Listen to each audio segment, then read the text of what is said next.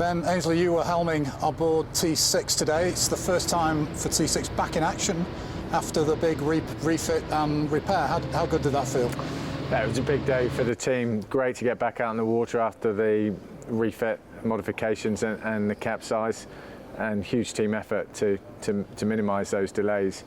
And what a perfect day for testing. We were really fortunate, the conditions, 12 to 14 knots of wind, bit of sea state, but steady wind, so that data coming back for the designers and engineers will be really helpful moving forward.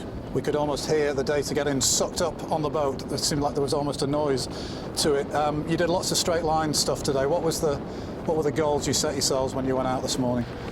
Well, we've made quite a lot of changes to the boat, you can probably see, but some you can't see in terms of the systems and setup of the boat.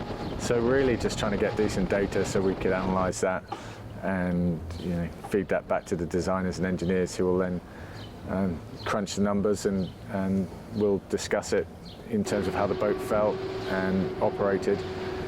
And then, like I said, I'll all get fed back into design ideas for RB3 for the race boat for next year. Now, you mentioned there's a couple of obvious changes, the W foil, inverted gull wing foil, and a change to the shape of the bustle. What can you tell us about those two things?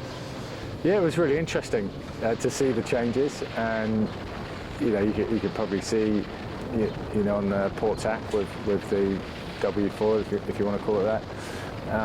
Yeah, some different performances there, different interactions with the sea state, and like I said, that's just invaluable feedback for the whole team to go away and have a look at that and think about what that means for the race wings for next year for the Cup. We're only allowed to design and build one set of race foils, if you like, so it's going to be critical to get that right, and this information will really help us with those those ideas, that progression and developing of those race foils.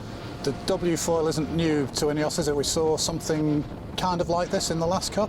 Is it an evolution from that, or a new way of thinking about it?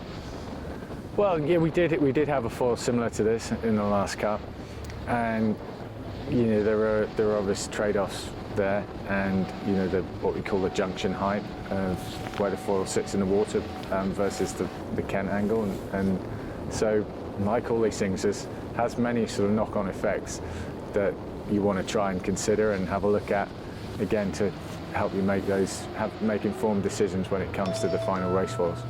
And was today about seeing an improvement in performance, or is it about just gathering the data and let the scientists work on that? Well, both really. I mean, we had some expectations of what we thought we would see with these foils, and like you said, we have a change with the bustle on the keel line of the boat, if you like, and it's about sort of tying those in, and the performance is important. Of course, we want the boat to start going faster, but really it's the understanding of what's going on with the boat, the setup of the boat, and again the quality of the data coming off the boat. That's really what we're after.